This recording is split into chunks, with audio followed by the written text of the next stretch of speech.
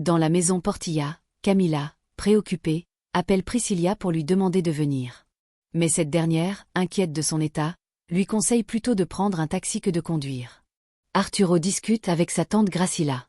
Il lui révèle que la maison d'Ophélia a été inondée et qu'il a proposé à sa famille de rester dans la buanderie du manoir, en attendant les réparations. Gracilla, sceptique, doute que ce soit une bonne idée, mais Arturo insiste, rappelant que Mar a donné son sang pour l'aider après son accident. Gracilla, amusée par son enthousiasme, accepte à contre-cœur, tout en le prévenant qu'il devra demander la permission aux autres membres de la famille. De son côté, Paula, furieuse, reproche à Arturo de ne pas la prendre au sérieux, l'accusant de la manipuler au profit de Leonardo. Arturo, cinglant, se moque d'elle en la surnommant « la grande Paula de Portilla », ancienne mannequin de lingerie connue pour ses défilés privés. Blessée, Paula défend son passé, affirmant que Leonardo l'a accepté malgré tout, et accuse Arturo de salir sa réputation. La tension monte alors que Paula menace de tout révéler à Leonardo, tandis qu'Arturo, arrogant, la défie de parler. Pendant ce temps, Mar range ses affaires pour aller s'installer dans la maison Portilla, paniquée à l'idée que Ruan, son fiancé, réagisse mal. Valeria, agacée, lui reproche de ne penser qu'à Ruan, tandis que Mar, frustrée, l'accuse d'utiliser les mots de leur mère contre elle.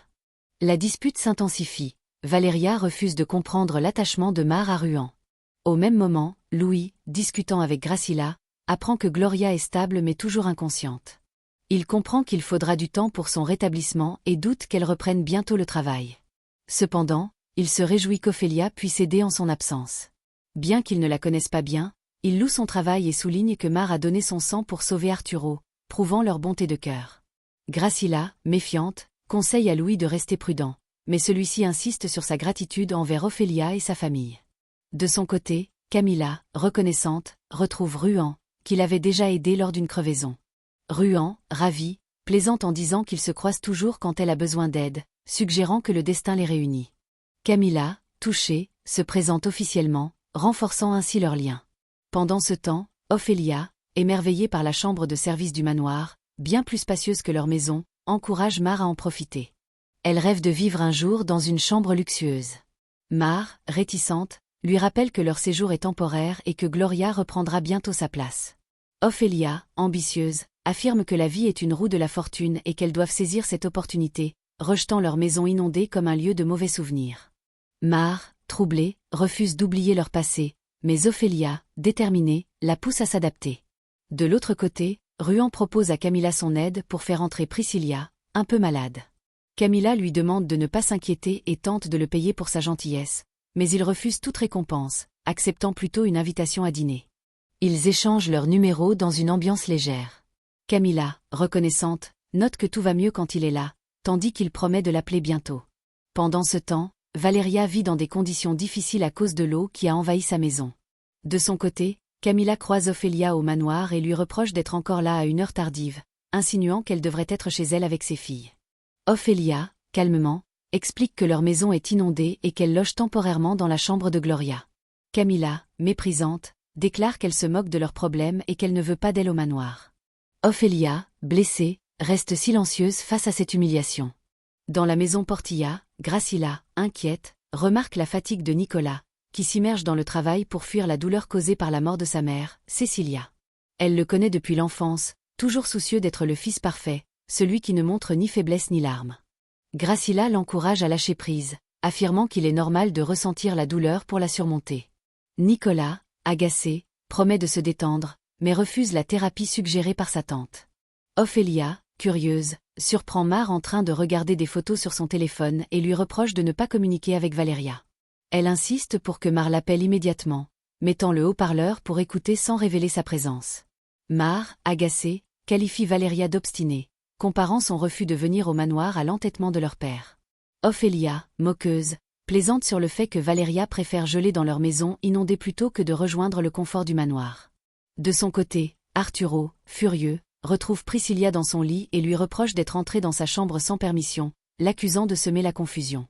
Priscilla, insistante, veut discuter, mais Arturo, catégorique, nie toute relation, affirmant que leur histoire est terminée depuis longtemps. Priscilla, sarcastique, suggère qu'il change de thérapeute, tandis qu'Arturo, blessé, lui ordonne de partir. Ophélia, préoccupée, demande à Mar d'appeler Valeria, inquiète pour sa santé après avoir entendu sa voix enrouée, probablement à cause du froid et de l'humidité. Mar, obéissante, appelle Valeria, qui répond qu'elle va bien, mais reste en colère contre leur mère. Valeria refuse catégoriquement de rejoindre le manoir malgré l'insistance de Mar. Ophélia, frustrée, propose de la forcer à venir, mais Mar, résignée, sait que sa sœur est trop têtue.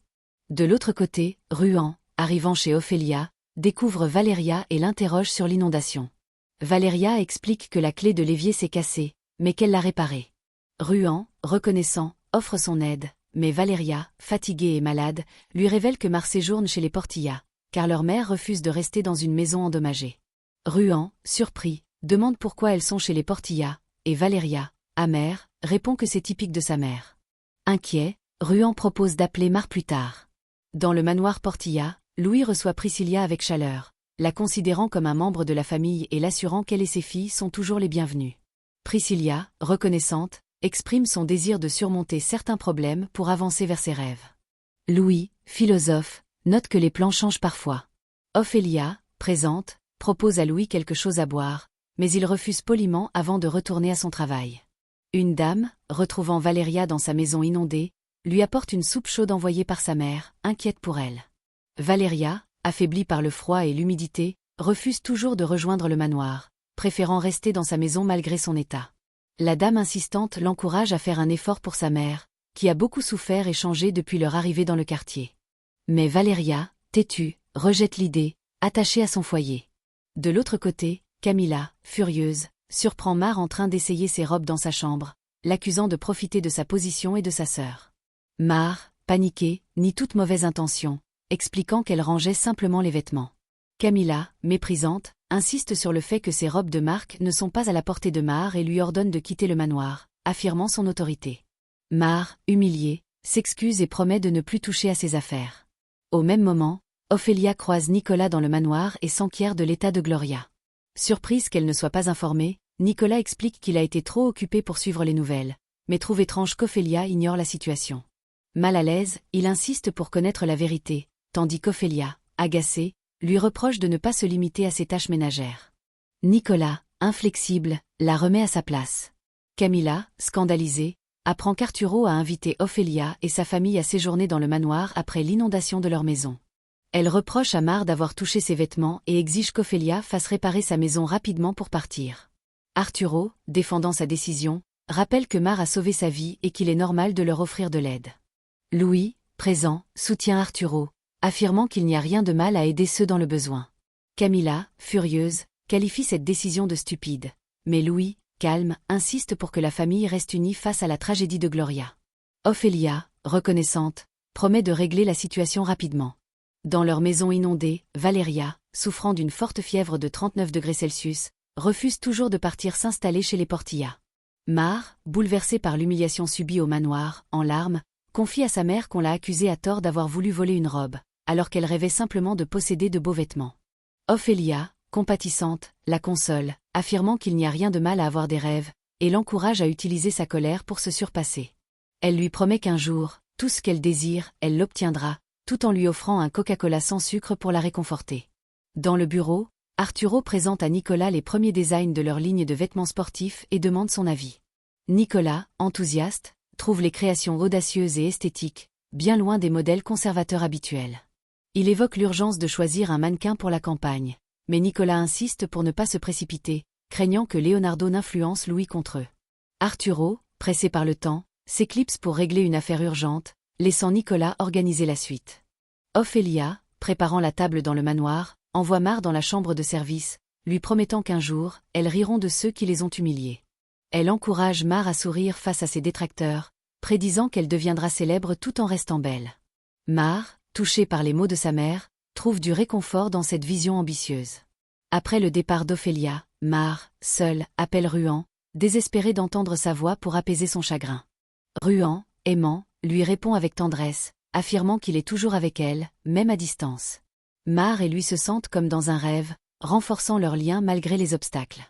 De l'autre côté, Louis, observant Nicolas au travail, loue son dévouement, notant qu'il suit son exemple.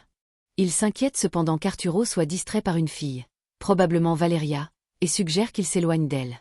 Nicolas, défendant son frère, assure qu'Arturo reste concentré et qu'il a récemment rencontré un client potentiel.